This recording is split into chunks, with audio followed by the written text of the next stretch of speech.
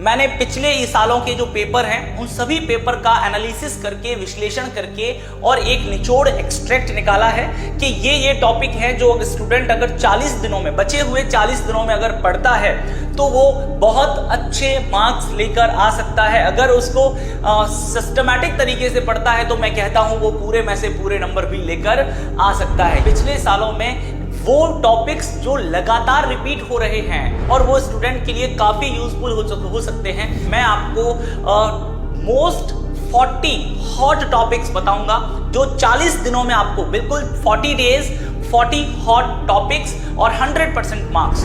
ये सेशन आपके लिए बहुत ही सुपर्ब होने वाला है, एकदम शानदार होने वाला है। हेलो बच्चों, कैसे हैं आप लोग, क्या हालचाल। आई होप सो आप सभी बढ़िया होंगे। आज के सेशन में मैं आपसे डिस्कस करने वाला हूं most repeated topics of class 12th biology. बिल्कुल, मतलब पिछले सालों में वो टॉपिक्स जो लगातार रिपीट हो रहे हैं। बिल्कुल डियर, याद रखिएगा, ऐसे टॉपिक्स जो लगातार रिपीट हो रहे हैं, साल दर साल देखे जा रहे हैं और वो स्टूडेंट के लिए काफी यूजफुल हो सकते हैं। तो आज के सेशन में मैं यही जो रिपीटेड टॉपिक्स हैं वो आपके साथ डिस्कस करने वाला हूं।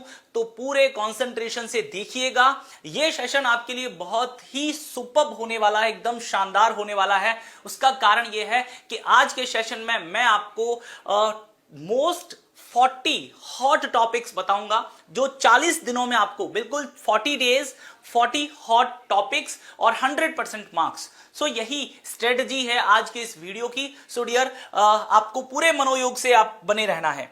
सो क्लास 12th 40 डेज 40 दिन है आपके पास में और 40 दिन है आपके पास में 40 डेज हैं, 40 दिन है और 40 हॉट टॉपिक्स जो कि क्लास 12th बायोलॉजी से रिलेटेड हैं और 100% मार्क्स, 100% मार्क्स आने के चांसेस हैं।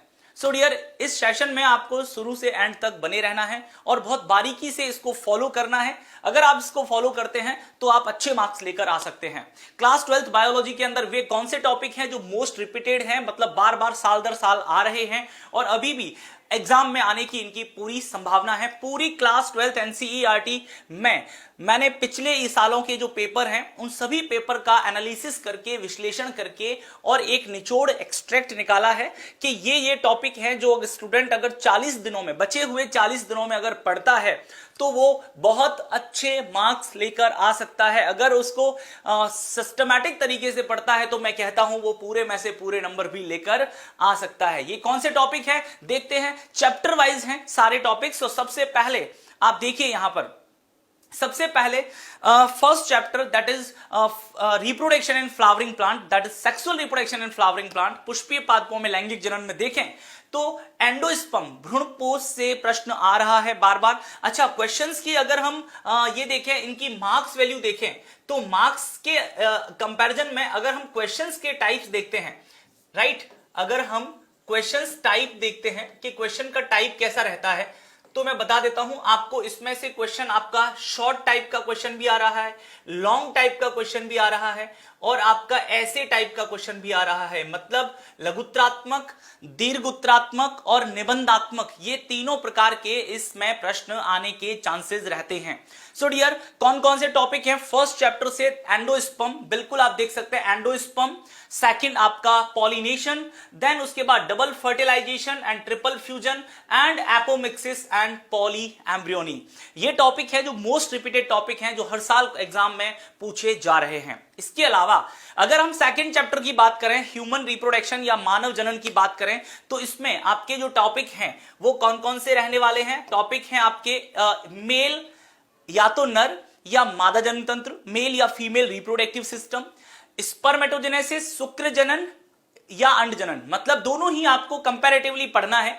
इसमें क्वेश्चंस कैसे बनते हैं, जैसे शुक्र जनन में आपसे कुछ भी पूछा जा सकता है, केवल आरेख भी पूछा जा सकता है, या फिर आपसे इसमें हार्मोन की क्रियाविधि भी, मतलब रेगुलेशन भी, हार्मोनल रेगुलेशन भी पूछा जा सकता है। अच्छा बच्चों, इसके अलावा oogenesis के अंदर आपसे स्ट्रक्चर ऑफ ग्राफियन फॉलिकल भी पूछा जा सकता है ना, केवल आपसे इसका आरेख पूछा जा सकता है। फिर इसके बाद एक और very very most important topic जो है स्ट्रक्चर ऑफ ह्यूमन स्पर्म। बिल्कुल, स्पर्म मतलब शुक्राणु, शुक्राणु की संरचना, स्पर्म की स्ट्रक्चर जो कि लगातार पूछा जा रहा है। नाउ इसके बाद में जो आपके शॉर्ट या लघुत्तरात्मक या दीर्घ उत्तरात्मक शॉर्ट टाइप ऑफ क्वेश्चन या फिर लॉन्ग क्वेश्चन या ऐसे टाइप के क्वेश्चन जो हैं वो आते हैं जेनेटिक्स वाले पार्ट में थे, मतलब principle of inheritance and variation से, जिसमें आप देखते हैं सबसे पहले डाई हाइब्रिड क्रॉस, द्विसंकर संकरण, incomplete as well as codominance, बिल्कुल अपूर्ण प्रभाविता या सह प्रभाविता में से भी प्रश्न पूछा जा रहा है। डियर नेक्स्ट देखें, अगर हम इसी चैप्टर में से तो हम देखते हैं सेक्स डिटर्मिनेशन, लिंग निर्धारण। लिंग निर्धारण में दोनों टॉपिक रह सकते हैं, मानव में भी आ सकता है, बर्ड्स में भी पूछा जा सकता है ना। और इसके अलावा आप देखेंगे जो मेंडेलियन विकार हैं, मतलब मैं कह सकता हूं जिसको हम मेंडेलियन जेनेटिक डिसऑर्डर कहते हैं, उसमें सिकल सेल एनीमिया सबसे ज्यादा पूछा गया है।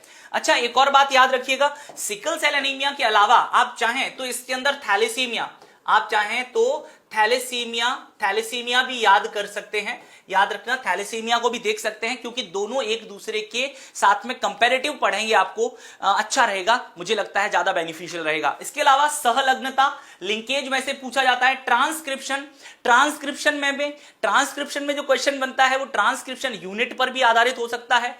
ट्रांसक्रिप्शन इन बैक्टीरिया हो सकता है, मतलब जीवाणु में, और यूकैरियोट्स में, है ना, यूकैरियोट्स में अच्छा प्रश्न बनता है। डीएनए पैकेजिंग में न्यूक्लियोसोम मॉडल आपका वेरी वेरी मोस्ट इंपोर्टेंट हो जाता है, जो कि आप देख सकते हैं पीवाईक्यूज में लगातार साल दर साल पूछा जा रहा है।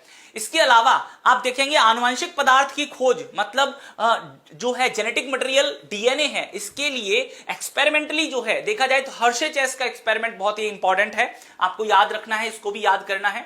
जेनेटिक कोडॉन में उसके स्पेसिफिक और साइलेंट फीचर्स, है ना, याद रखने हैं आपको। नाउ इसके बाद में आपका आता है डीएनए रेप्लिकेशन, डीएनए की प्रतिकृति, दोनों चीजें, मैकेनिज्म एज वेल एज इसकी सेमी कंजर्वेटिव नेचर, अर्ध संरक्षी प्रकृति, जिसमें मैशेल्सन और स्टॉल ने जो एक्सपेरिमेंट किया था वो एग्जाम में पूछा जा रहा है।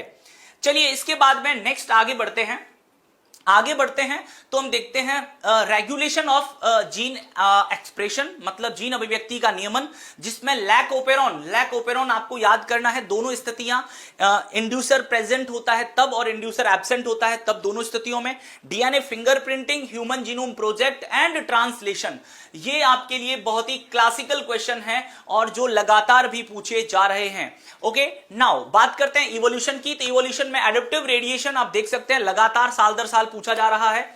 इसके अलावा आप देखेंगे इसमें होमोलोगस और एनालोगस ऑर्गन पर भी लगातार क्वेश्चन पूछा जा रहा है। प्लांट्स में, एनिमल्स में, दोनों को कंपैरेटिवली पूछ रहे हैं। हार्डी-विनबर्ग इक्वेशन, हार्डी-विनबर्ग सिद्धांत क्या है, हार्डी-विनबर्ग लॉ क्या है, हार्डी-विनबर्ग इक्वेशन पर बेस्ड क्वेश्चन आते हैं। हार्डी-विनबर्ग प्रिंसिपल या हार्डी-विनबर्ग जो लॉ है इसको प्रभावित करने वाले कारक जो है उस पर आता है। ह्यूमन इवोल्यूशन में से कोई न कोई क्वेश्चन जरूर बन रहा है, देख लीजिए आप, पूरा मानव का विकास भी पूछा जा सकता है। ह्यूमन इवोल्यूशन में से छोटा मोटा क्वेश्चन आ सकता है कि फर्स्ट ह्यूमन कौन सा है, या फिर ब्रेन की क्यूबिक कैपेसिटी जो है उसकी, क्रेनियल कैपेसिटी सीसी के बारे में भी क्वेश्चन पूछा जा सकता है। नाउ डियर, उसके बाद में ह्यूमन डिजीज की बात करें, मानव रोग की बात करें, तो इसमें आपकी टाइफॉइड और मलेरिया, इसके अलावा आप देखेंगे इम्यूनिटी के अंदर सक्रिय और निष्क्रिय, active and passive immunity, AMI and CMI, मतलब antibody mediated immunity and cell mediated immunity, and साथ में structure of antibody molecule, very very most important है, जो आप बार बार एग्जाम्स में देखोगे। करेक्ट, एड्स हो गया, कैंसर हो गया आपका। ड्रग्स और एल्कोहल में से ओपियोइड्स, कैनाबिनॉइड्स और कोका एल्कलॉइड्स, इनके अंदर आपसे ये पूछा जा सकता है ये ओपियोइड्स जो होते हैं किस टाइप के होते हैं, इनकी एग्जांपल्स क्या हैं, किन प्लांट से मिलते हैं, ऐसे। Now microbes in human welfare में आपका सीवेज ट्रीटमेंट, बायोगैस प्लांट, है ना। दोनों क्वेश्चन अच्छे हैं, जो कि आपके जो है आप देखेंगे इसमें शॉर्ट क्वेश्चन बनता है इनके अंदर, है ना, इनके अंदर शॉर्ट क्वेश्चन बनता है, लॉन्ग क्वेश्चन भी बन सकता है। चलिए नाउ डियर, इसके बाद में आगे आता है आपका बायोटेक्नोलॉजी, और बायोटेक्नोलॉजी में आरडीएनए टेक्नोलॉजी के अंदर कैसा होता है, काइमेरिक डीएनए क्या है ना, आरडीएनए टेक्नोलॉजी में किस तरह से इसके स्टेप्स हैं, वो सारी बातें।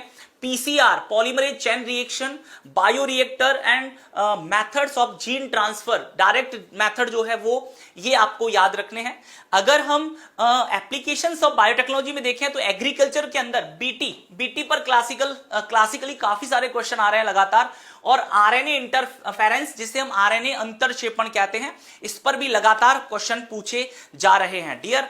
इसके बाद में आता है आपका application of biotechnology in medicine, जिसमें आप दो चीजें देख रहे हैं, एक तो देख रहे हैं जीन थेरेपी, है ना, जिसमें आप जीन चिकित्सा भी हिंदी में कहते हैं, जिसमें आप एडीए के बारे में, इसके बारे में क्वेश्चन पूछा जा रहा है, और मॉलिक्यूलर डायग्नोसिस के अंदर आणविक निदान जो है उसमें डीएनए प्रोब पर भी क्वेश्चन लगातार बन रहा है डियर। इसके बाद में आपका आता है लास्ट इसका टॉपिक, वो है एथिकल इश्यूज, जिसमें बायोपेरेसी एंड जैव एकस्व बायो पेटेंट पर भी बेस्ड क्वेश्चन लगातार बन रहे हैं, आ रहे हैं। इसके बाद में नेक्स्ट चैप्टर मतलब इकोलॉजी की बात करें तो उसमें पॉपुलेशन इंटरेक्शन में सब तरह के समष्टि पारस्परिक क्रियाओं में आप सभी देख लें, चाहे वो म्यूचुअलिज्म है, चाहे वो कमेंसलिज्म है, चाहे वो पैरासिटिज्म है, चाहे वो हमारा प्रेडेशन है, चाहे वो कंपटीशन है ना, चाहे ये सारी चीजें, ये सारी जो जितनी भी पारस्परिक क्रियाएं हैं, इनको विथ एग्जाम्पल एग्जाम में पूछा जा रहा है। इनकी एग्जाम्पल्स भी आपको याद कर रहे हैं। वृद्धि मॉडल, ग्रोथ मॉडल, जिसमें दोनों तरह के एक्सपोनेंशियल भी और लॉजिस्टिक दोनों प्रकार के, और जैव विविधता की क्षति, लॉसेज ऑफ बायोडायवर्सिटी, मतलब कैसे बायोडायवर्सिटी का लॉस हो रहा है, इसके क्या कुछ कारण हैं जैव विविधता से, ऐसे प्रश्न आते हैं। ये वो सारे टॉपिक्स है डियर जो लगातार जो है बोर्ड के अंदर रिपीट हो रहे हैं, पूछे जा रहे हैं, तो बोर्ड की दृष्टि से देखा जाए तो काफी इंपॉर्टेंट टॉपिक्स हैं। आपके लिए एक बहुत ही इंपॉर्टेंट इंफॉर्मेशन, उत्कर्ष तिरंगा महोत्सव जो कि 23 से 28 जनवरी तक है, 23 से 28 जनवरी तक याद रखिएगा उत्कर्ष तिरंगा महोत्सव। इसमें गणतंत्र दिवस के उपलक्ष्य में उत्कर्ष ऐप के सभी कोर्सेज पर आपको अप टू 90% तक का डिस्काउंट मिल रहा है। तो अभी भी आपके पास मौका है, आप उत्कर्ष से जुड़ सकते हैं और अपनी तैयारी को और मजबूत बना सकते हैं। Okay dear, thank you so much. मिलते हैं नेक्स्ट सेशन के अंदर एक ऐसे ही शानदार वीडियो के साथ। Thank you.